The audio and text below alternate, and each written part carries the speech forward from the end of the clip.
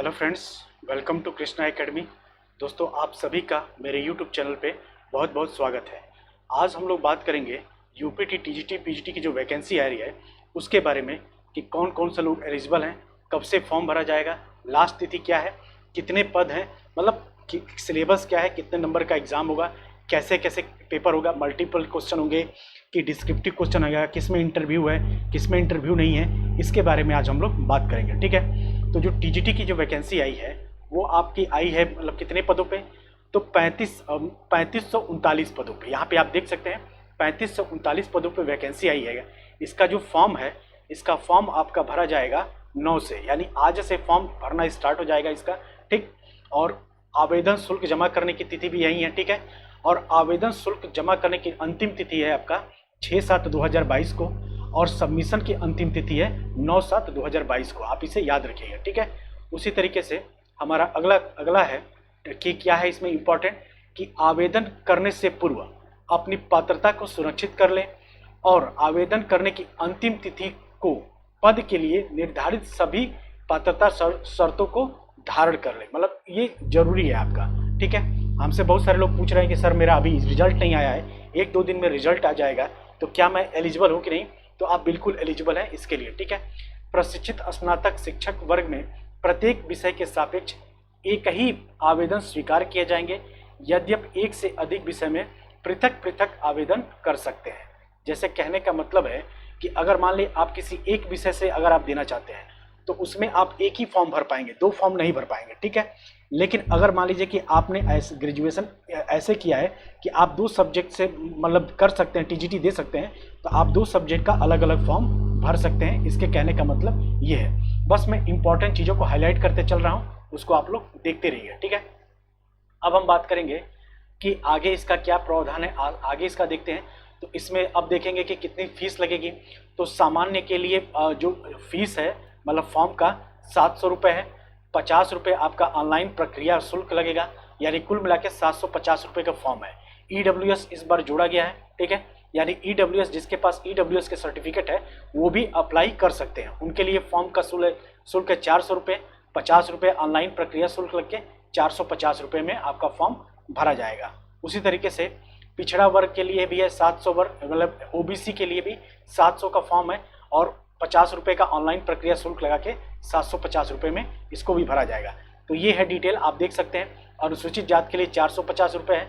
उसी तरह अनुसूचित जनजाति के लिए 250 रुपये फॉर्म फीस है। आप इसे ध्यान से देख लीजिएगा। एक एक चीज़ों को ध्यान से देखना है। फॉर्म भरते समय कोई भी आप गलती नहीं करना है, और फॉर्म भरने के लिए क्या क्या जरूरी डॉक्यूमेंट लगेगा इस पर भी हम लोग बात करेंगे। ठीक है, तो चलिए फिर अब अगला देखते हैं। इंपॉर्टेंट है कि आयु सीमा। आयु सीमा क्या है? तो आयु सीमा क्या है कि 1 जुलाई 2022 को 21 वर्ष से कम ना हो, और मैक्सिमम एज इसमें मेंशन नहीं है, यानी कि आप मैक्सिमम एज इसमें नहीं दिया गया है।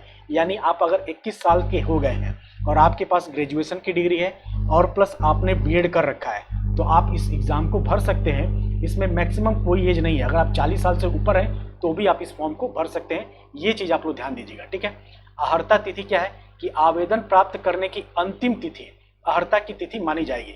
जैसे मान लीजिए कि अगर आपने बीएड कर रहे हैं, ठीक है, बीएड कर रहे हैं और बीएड का फाइनल का अभी रिजल्ट नहीं आया है, लेकिन अगर 9 जुलाई से पहले अगर आपका बीएड का रिजल्ट आ जाता है तब आप इस फॉर्म को भर सकते हैं। इस चीज़ को आप लोग ध्यान रखिएगा। ठीक है, अगर वेतनमान की बात करें तो 4600 ग्रेड पे की जॉब है टीजीटी का।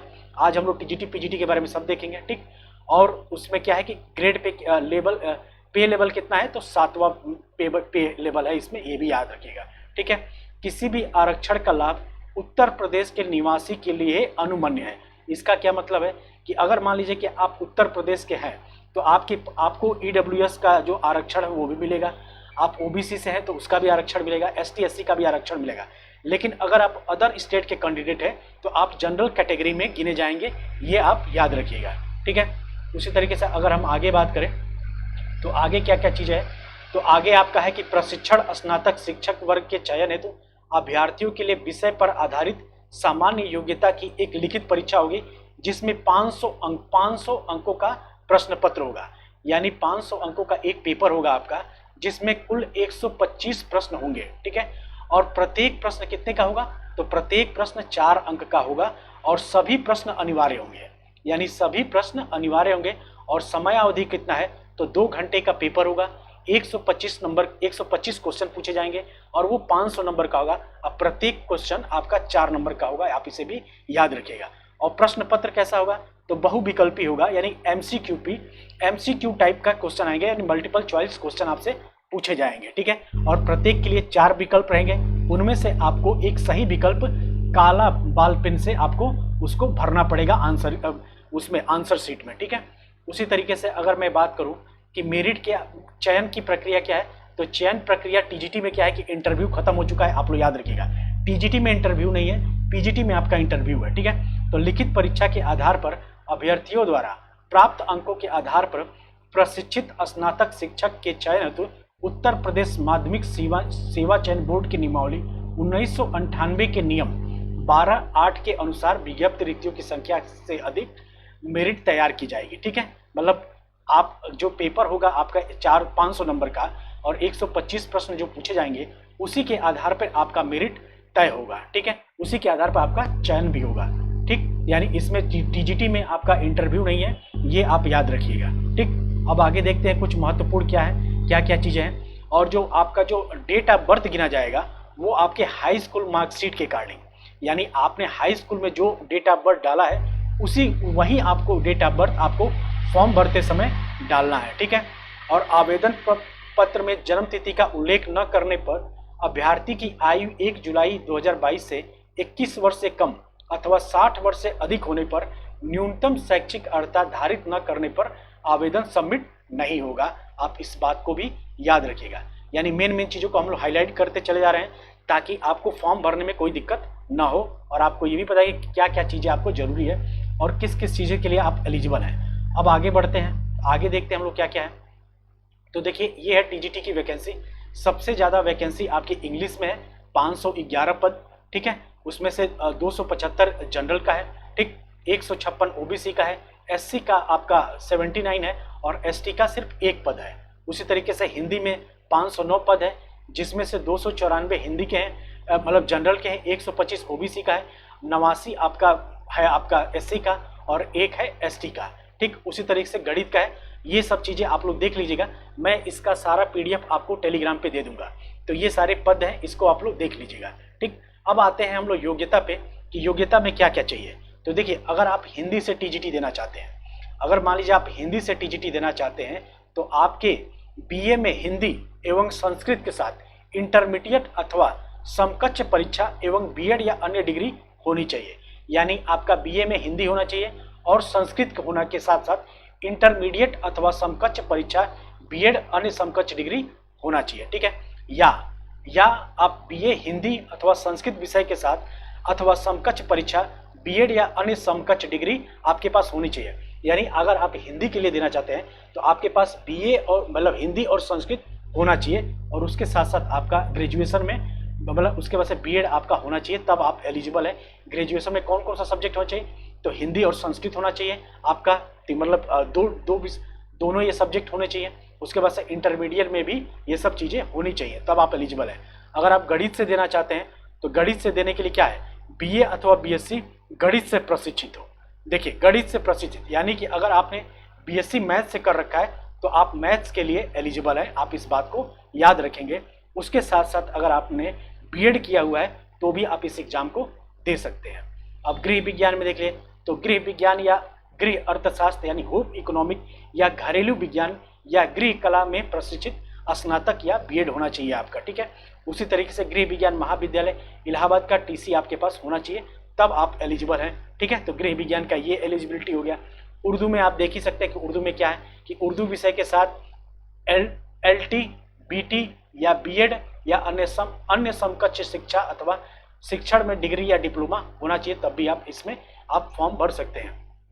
अब बात करते हैं अंग्रेजी की, क्योंकि अंग्रेजी की सीट ज़्यादा है तो अंग्रेजी विषय पे बात करते हैं। तो बीए आपका अंग्रेजी साहित्य सहित प्रशिक्षित हो अथवा यूजीसी द्वारा मान्यता प्राप्त विश्वविद्यालय डिग्री कॉलेज में त्रिवर्षीय स्नातक, याद रखिएगा त्रिवर्षीय स्नातक कोर्स अंग्रेजी भाषा के साथ प्रशिक्षित हो।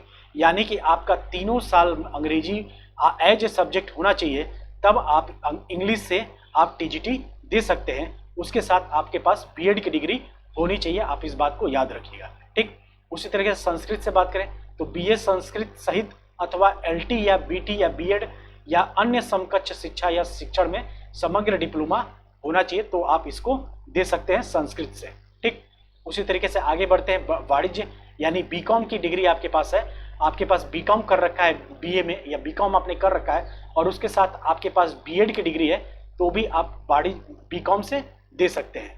कृषि के लिए आप लोग देख लीजिएगा, इसमें यही क्राइटेरिया जो है। कला में भी आप लोग देख लीजिएगा, मेन सब्जेक्ट मैं बताते रहा हूँ। विज्ञान की बात करें तो विज्ञान के लिए आपके पास बीएससी करना होना, बीए या बीएससी आपने पास हो किससे, तो भौतिक विज्ञान और रसायन विज्ञान के साथ।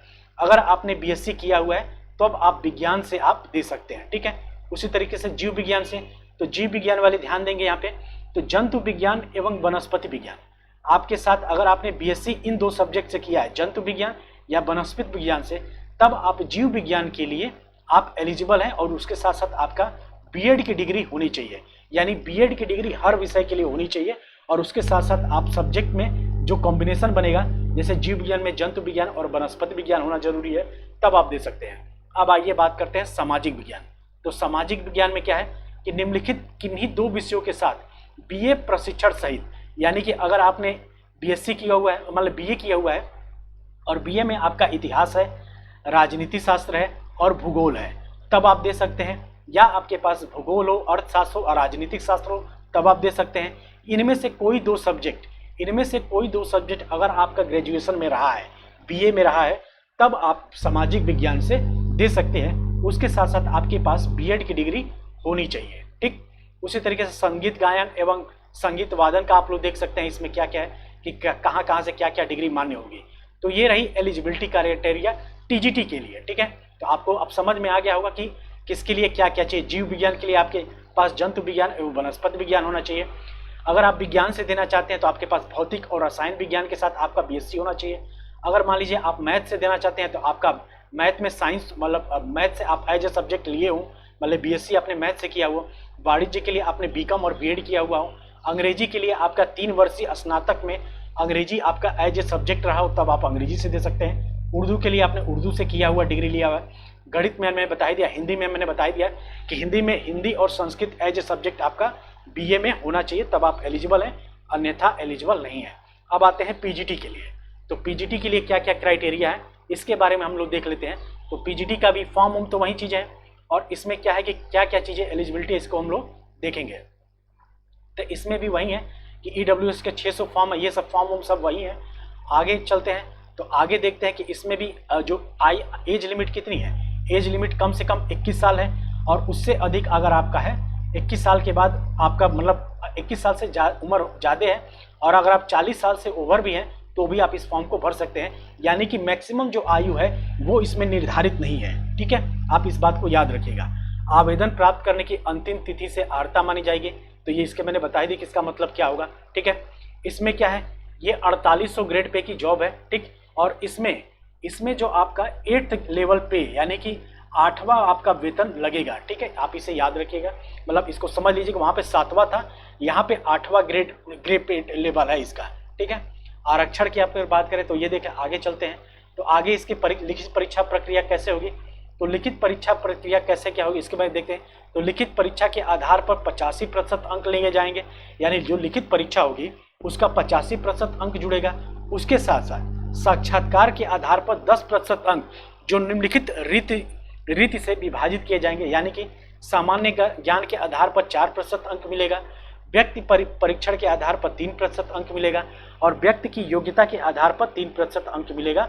आप इसे भी याद रखिएगा, ठीक है।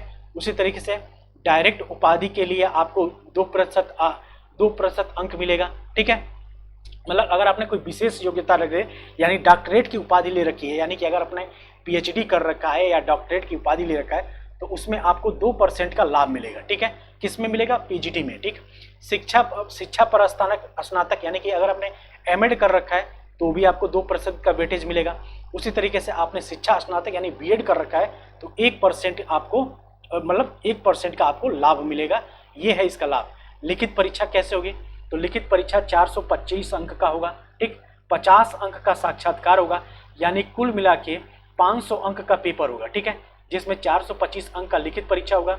साक्षात्कार आपका 50 अंक का होगा और 25 अंक जो मिलेंगे यह उत्तर प्रदेश माध्यमिक शिक्षा सेवा चयन बोर्ड नियमावली 1998 के नियम 12 क्लॉज 4 सब क्लॉज ग के निहित व्यवस्था विशेष योग्यता पर आधारित, यानी अगर आपने डॉक्टरेट की उपाधि ले रखी है, एमएड की उपाधि ले रखी है या बीएड की उपाधि ले रखी है, तो उसके आधार पे आपको 25 अंक का यहाँ पे आपको वेटेज मिलेगा। इस चीज को आप लोग याद रखिएगा, ठीक है।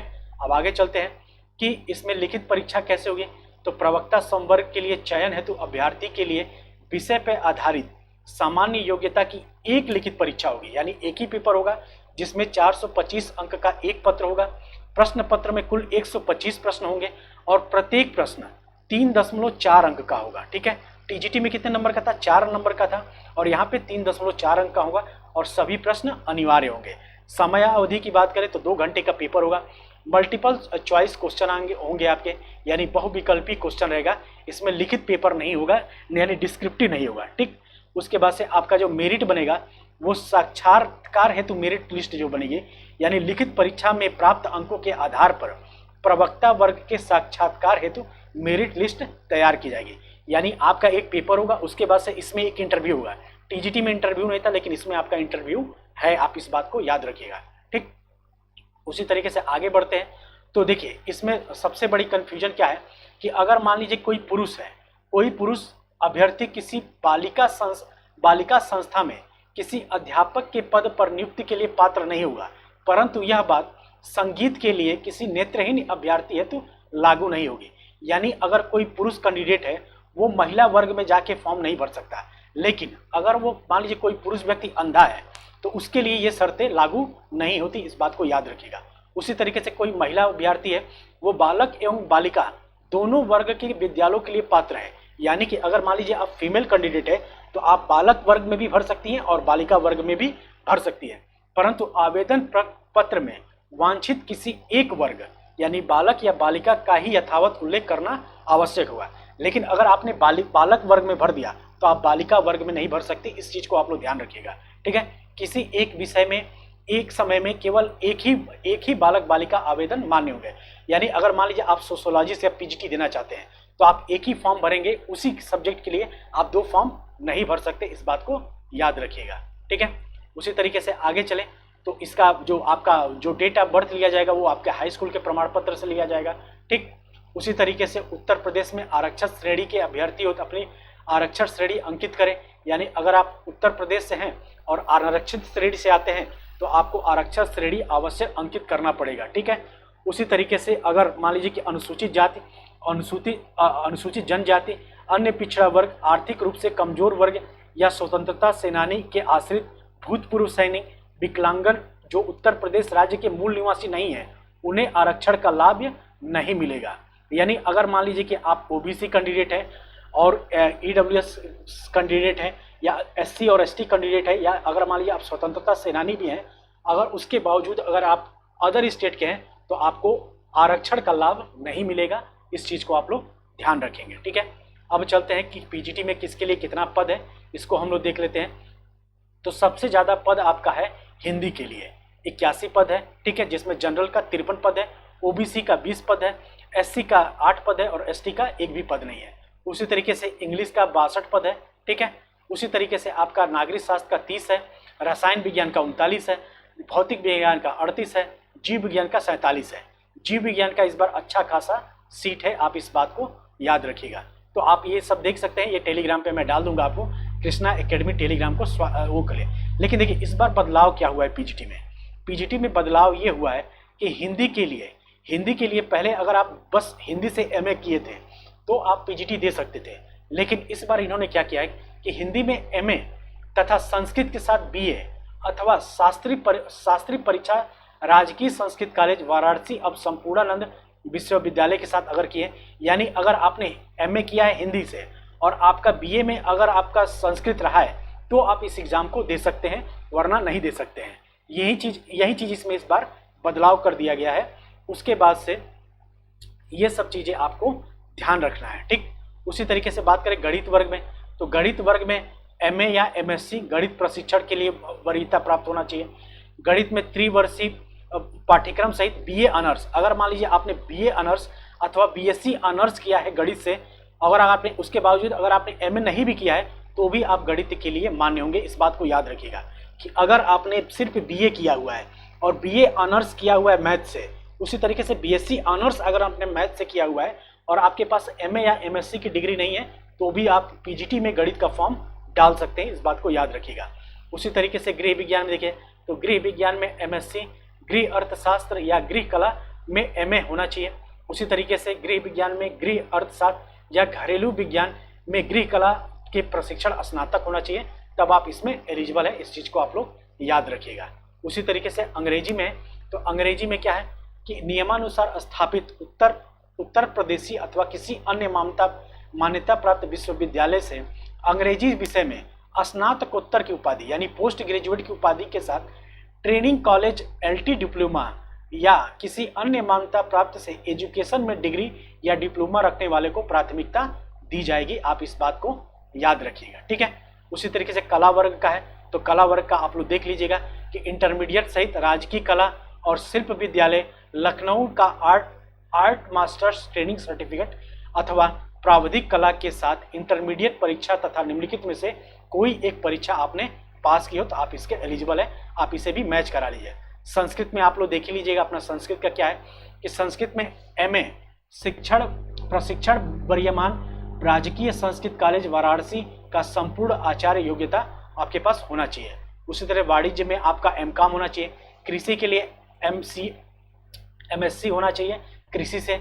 उसी तरीके से अर्थशास्त्र का आप लोग देख लीजिए कि अर्थशास्त्र में एमए हो, ठीक है, एमए के साथ आपने अर्थशास्त्र किया हो, एमकॉम किया हो अर्थशास्त्र सहित, बीकॉम प्रशिक्षण वर्यमान होगा, या 3 वर्षीय अर्थशास्त्र में अगर आपने बीए ऑनर्स किया है तो भी आप इसके लिए एलिजिबल है। आप इस बात को याद रखेंगे। उसी तरीके से नागरिक शास्त्र और इतिहास के लिए देख लीजिए। इतिहास के लिए क्या है कि इतिहास में एमए होना चाहिए आपका, ठीक। प्राचीन भारतीय इतिहास में एमए प्रशिक्षण होना चाहिए अथवा इतिहास में त्रिवर्षीय पाठ्यक्रम के साथ बीए ऑनर्स होना चाहिए।